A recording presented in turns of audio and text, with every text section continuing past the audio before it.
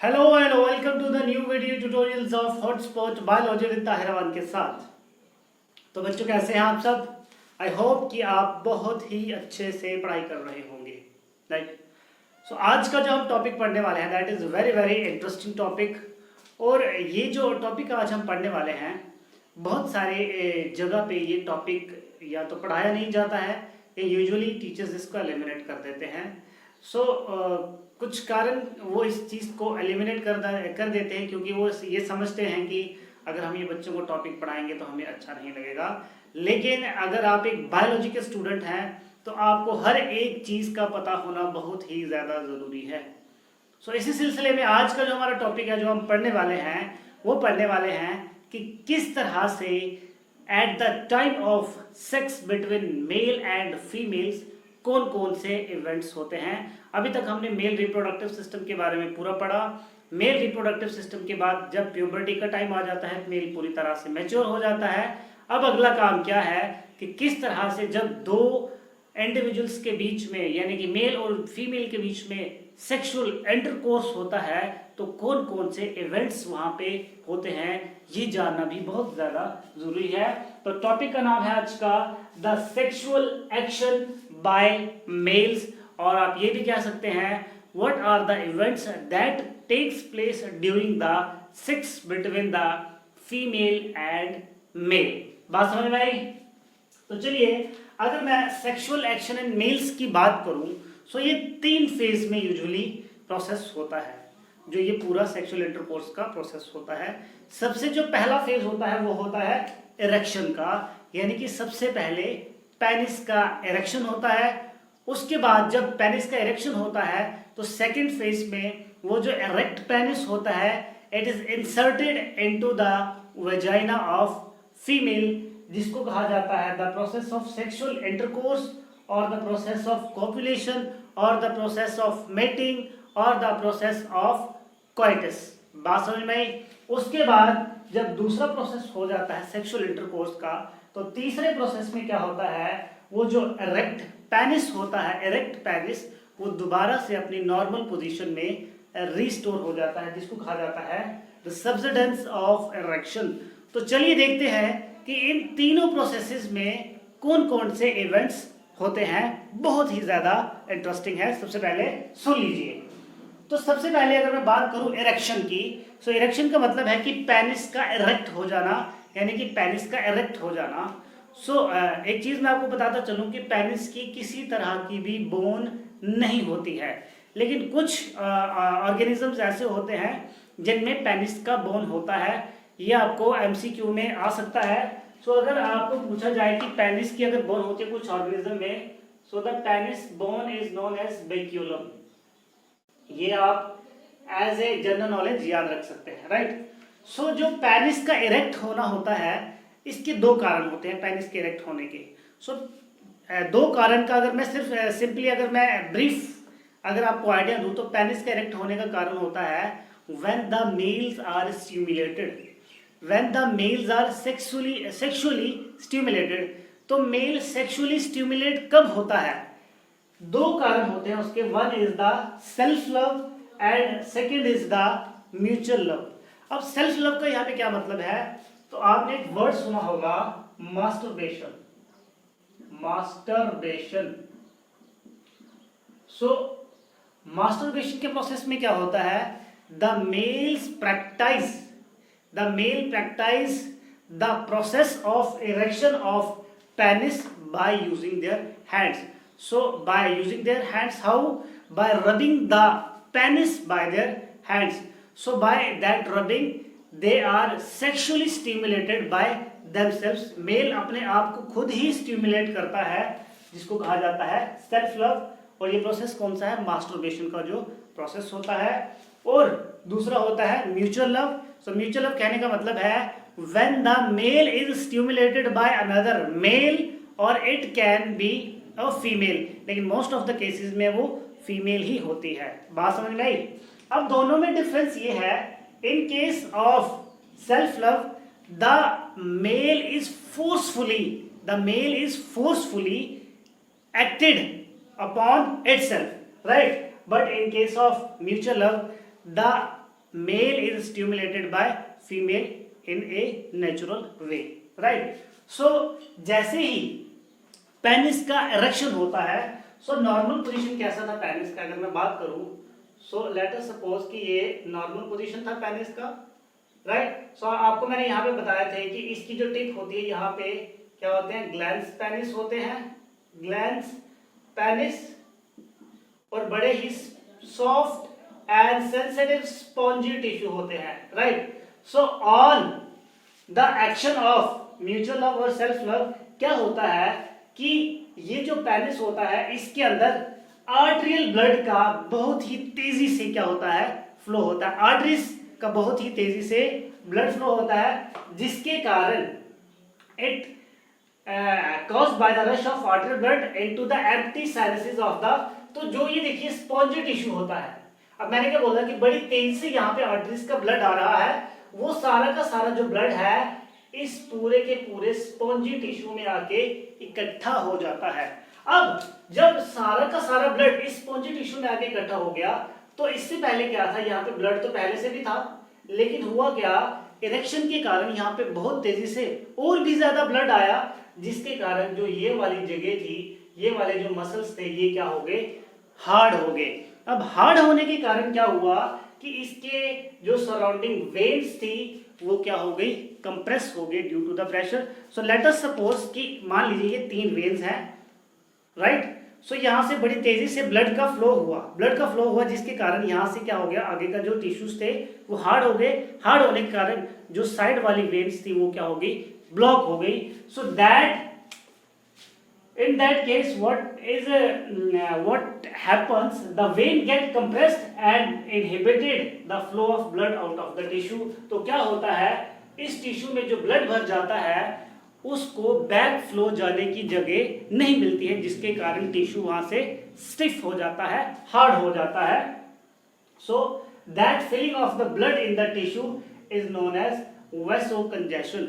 सो vasocongestion का क्या मतलब है कि वहां पे जो वेसल्स हैं वो बहुत ही ज्यादा क्या हो जाती है, कंप्रेस हो जाती हैं, और वहां के जो टिश्यूज हैं वो बहुत ही ज्यादा हार्ड हो जाते हैं, जिसको कहा जाता है वेसोकंजेशन। सो वेसोकंजेशन के कारण क्या होता है, क्योंकि वहां पे ब्लड का फ्लो हो रहा है, व्हाट, तो ब्लड क्या है, it is a type of liquid, तो वहां पे हाइड्रोलिक प्रेशर के कारण, किसके कारण, एक हाइड्रोलिक प्रेशर वहां पे जनरेट होता है।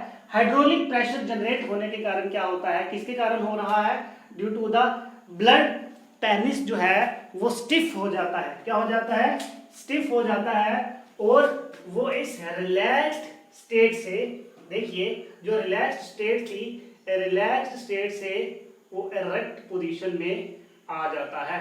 बात समझ में, किसमें आ जाता है, इरेक्ट स्टेट में आ जाता है, कुछ इस तरह से। अब जो ये मसल्स है ये कैसे हो गए, स्टिफ हो गए हैं। सो यही जो इरेक्टेड पेनिस है ये हेल्प करता है किसमें, the phase number 2, that is the process of copulation, that is the process of sexual intercourse।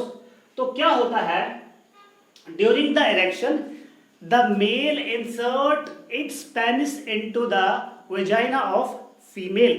so जैसे ही वो जो मेल है वो फीमेल के वेजाइना में पेनिस का इंसर्शन होता है, तो क्या होता है, at the same time the female is also stimulated, क्योंकि फीमेल भी वहां पे स्टिमुलेटेड हुई होगी by the act of male. बात समझ गई। तो जिसके कारण क्या होता है, फीमेल के जो वेजाइनल ग्लैंड्स होते हैं, आपको बताएंगे फ्यूचर में फीमेल्स में भी बल्बोरिथरल ग्लैंड्स होते हैं, तो वो उन बल्बोरिथरल ग्लैंड से क्या होता है, म्यूकस सेक्रीट होता है वेजाइना के सरफेस से। अब वो म्यूकस क्या करता है, जैसे ही वहां पे पेनिस का एंट्रेंस होता है, वो म्यूकस पेनिस के बाहर की जो स्किन होती है उसके साथ रब करता है, जिसके कारण it act as a lubricating agent. इसके अलावा जो यूरिथ्रल ग्लैंड्स होते हैं, कॉपर्स ग्लैंड होता है, मेल में जो कॉपर्स ग्लैंड के सेक्रीशन होते हैं, वेजाइनल ग्लैंड के जो सेक्रीशन होते हैं, इन सारी सेक्रीशंस के द्वारा पेनिस को क्या मिलता है, वहां पे लुब्रिकेशन मिलता है, और वो जो लुब्रिकेशन है it helps in the smooth copulation between the male and the female, right। so हुआ क्या कि now this penis is rubbing against the surface of the vagina अब क्या हो रहा है कि दोनों वहां पे टिश्यूज हैं या दोनों स्किन्स हैं, उन दोनों स्किन्स के बीच में क्या हो रहा है, देखिए the sensory cells of the glands penis are stimulated. अब जो यहाँ पे जो सेंसरी सेल्स, तो मैंने आपको बताया था सबसे ज्यादा सेंसरी और सेंसिटिव सेल्स कहाँ पे प्रेजेंट होते हैं, पेनिस की टिप पे, दे आर स्टिमुलेटेड। ये स्टिमुलेट होते हैं किसके कारण, दैट फ्रिक्शन, वो जो वहां पे फ्रिक्शन, तो फ्रिक्शन कब जनरेट होता है, जब दो बॉडीज आपस में क्या करती हैं, दो बॉडीज के बीच में क्या होता है, टकराव होता है। बात समझ में आई। सो वहां पे क्या जनरेट हो रहा है, फ्रिक्शन, क्योंकि वो जो पेनिस है वो वेजाइना के इन एंड आउट का प्रोसेस हो रहा है वहां पे, and that in due to that in and out process there is a process of friction, and that friction causes the rhythmic sensation in the sensory glands of the penis. So it is basically the process of sexual intercourse. So at that time what happens, there is a release of semen into the urethra. Now this is a very important point, बड़े ध्यान से समझिएगा। So during that sexual intercourse क्या होता है, मैंने आपको बताया, इस तरह से प्रोसेस पढ़ा था हमने, डायग्राम पढ़ा था मेल रिप्रोडक्टिव सिस्टम का। ये मैं थोड़ा सा रफ स्केच बना रहा हूं, तो देखिए क्या होता है।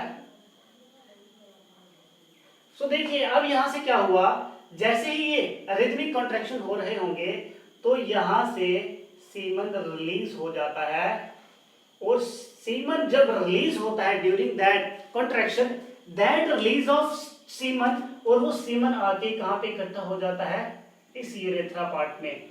बड़े ध्यान से समझिएगा, सीमन जो यहां से रिलीज होता है वो कहां पे आके इकट्ठा हो जाता है, इस यूरेथ्रा पार्ट में। That process is known as emission. So बड़े सारे बच्चों को ये कंफ्यूजन होता है कि एमिशन का मतलब होता है कि सीमन का पेनिस से बाहर निकला। एमिशन का मतलब ये हुआ कि वो जो सीमन है वो यूरेथ्रा में आके इकट्ठा हो चुका है। बात समझ में आई, किसके, उसके रिप्रोडक्टिव ग्लैंड्स की कॉन्ट्रैक्शन की वजह से। एंड व्हेन दैट सीमन, जब ये semen is ejected into the body of female through the vagina, that process is known as ejaculation. So ejaculation का कारण क्या होता है, the rhythmic contraction of penis because of the forceful discharge. वो जो forceful discharge होता है semen का into the vagina of female, that is known as the process of ejaculation. And at this time when the semen is forcefully ejected into the vagina of the female, for some time, for very few moments, there is a peak of sexual stimulation. So sexual stimulation का वहां पे क्या होता है, थोड़ी देर के लिए peak generate होता है, and a pleasurable sensation occurs, और एक बड़ा ही प्लेजरेबल सा सेंसेशन होता है in the body of males as well as females, and that pleasurable sensation is known as orgasm. बात समझ में आया आपको, क्या कहा जाता है उसे, orgasm. So when the semen is discharged into the vagina of the female, about 2 to 4 ml of semen is discharge. And what is the composition of semen, ये आपको लेक्चर नंबर 4 में हमने बताया था। सो सीमन में basically sperms होते हैं। So in the single ejaculation 200 to 400 million sperms are ejaculated into the female tract. बात समझ में आई। जैसे ही कॉपुलेशन का प्रोसेस कंप्लीट हो जाता है और इजैकुलेशन का प्रोसेस कंप्लीट हो जाता है, the penis is restored to its normal position.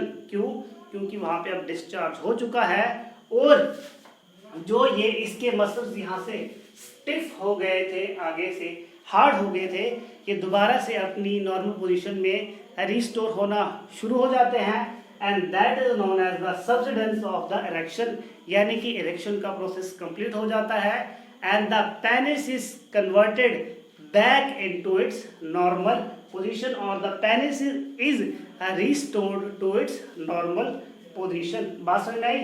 So at that time there is a reduce of blood flow into the penis. So penis में जो blood flow होता है वो क्या हो जाता है, कम हो जाता है। So ये था complete process कि किस तरह से सेक्सुअल इंटरकोर्स होता है between mails and females. I hope कि आपको ये टॉपिक बहुत अच्छे से समझ में आया होगा। तो वीडियो को लाइक करिएगा और कमेंट करके ज़रूर बताइएगा कि क्या आपको ये समझ में आया या नहीं आया। सो सब्सक्राइब करिएगा चैनल को। तब तक के लिए stay safe, stay healthy and bye bye.